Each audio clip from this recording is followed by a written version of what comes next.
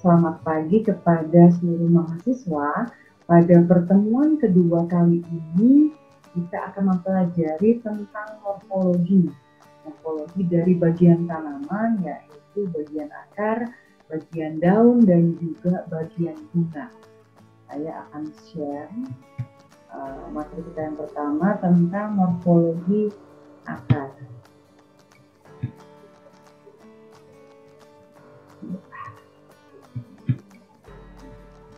Bentar ya.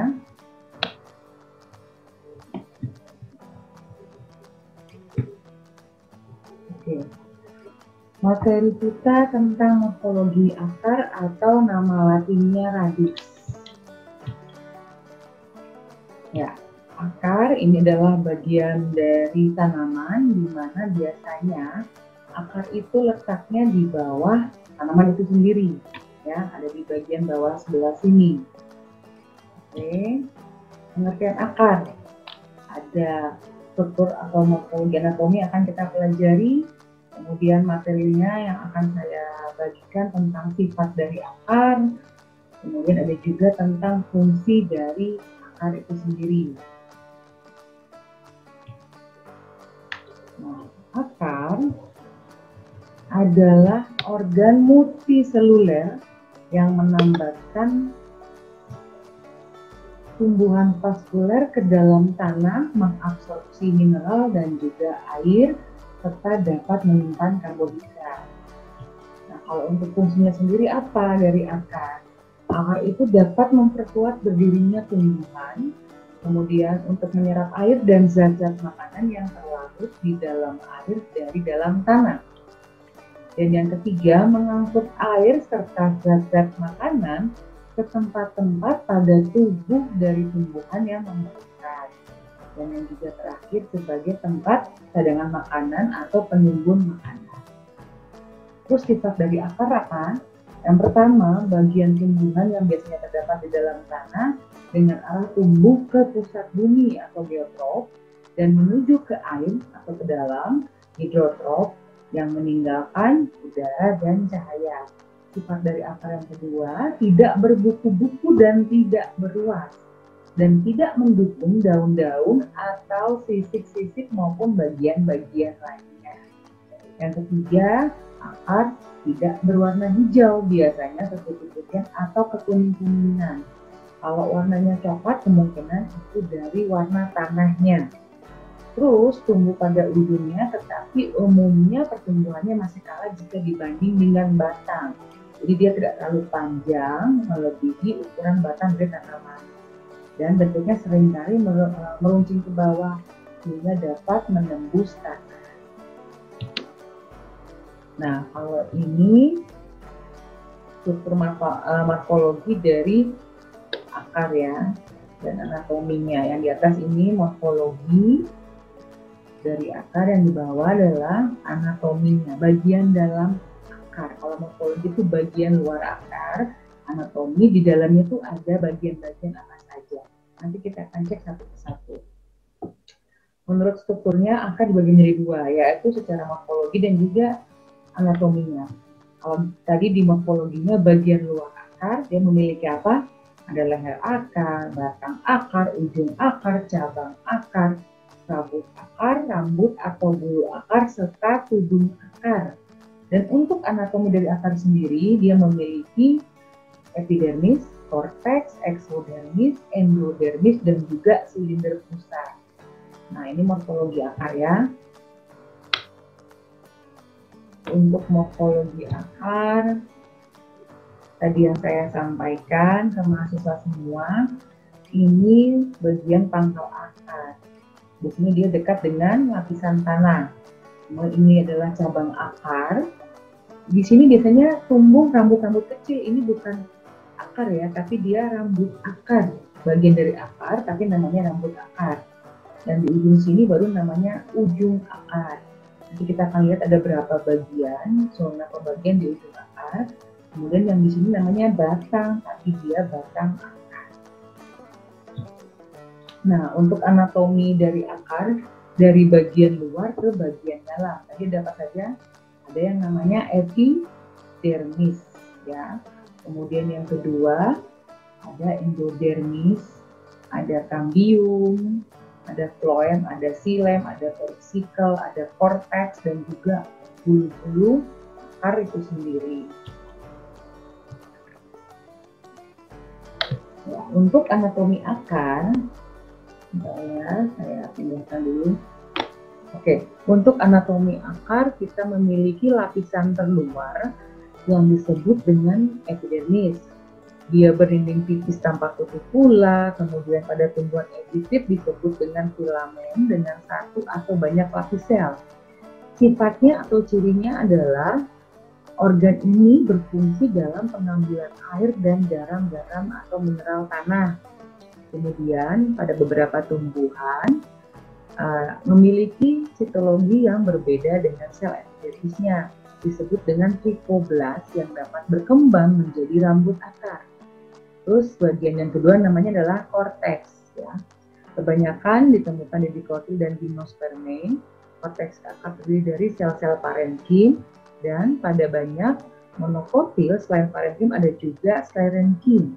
Biasanya lebih lebar daripada cortex batang dan banyak berperan dalam proses penyimpanan. Gambarnya yang sebelah sini ya, yang dekat wajah saya sebelah sini. Kemudian ada yang namanya exodermis, lapisan yang ketiga. Strukturnya mirip endodermis, dia dilapisi suberin, selulosa, dan juga kadang lignin. Dia juga mengandung protoplas hidup saat dewasa, dan kadang-kadang di sebelah dalamnya exodermis terdapat juga sklerenkim. Lapisan yang keempat ada yang namanya endodermis, selapis sel yang bersambungan membentuk silinder dan memisahkan korteks dari silinder berkas pengangkut. Dia juga mengandung selapis suberin pada dinding apiklinalnya, bentuknya radial dan juga melintang. Nah, rampingnya lapisan ini menyebabkan diberi nama pita caspari. Kadang-kadang di sebelah dalam exodermisnya terdapat sklerenkim.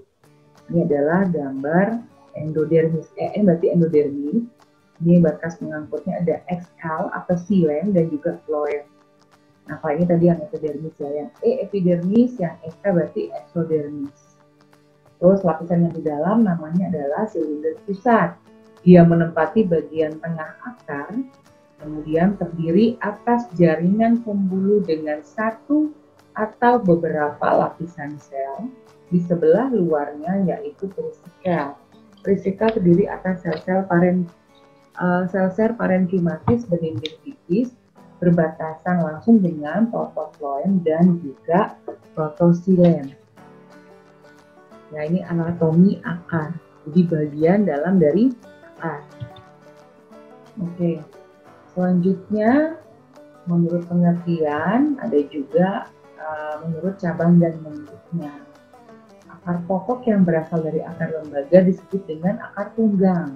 Dan susunan akar yang demikian ini biasanya terdapat pada tumbuhan berbiji belang atau dicotyledon dan tumbuhan berbiji telanjang atau tunggal yang disebut dengan gimnospermae.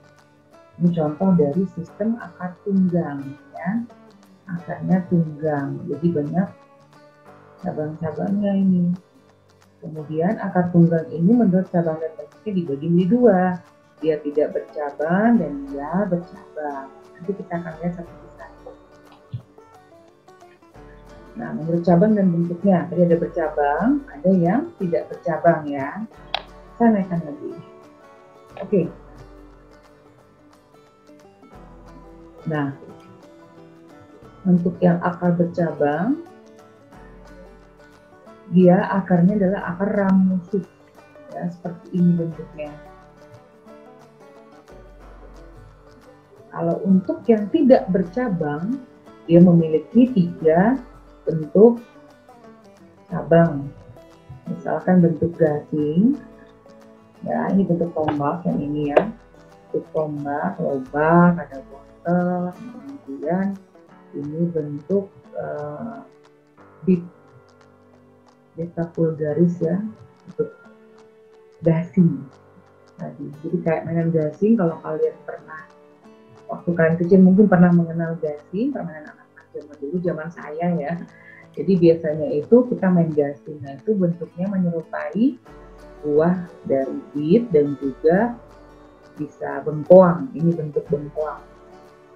Oke, dan yang terakhir dia bentuknya benang atau namanya filiformis.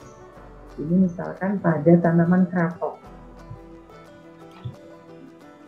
Nah, ada juga yang namanya sistem akar serabut ya. Saya tindakan lagi. Oke.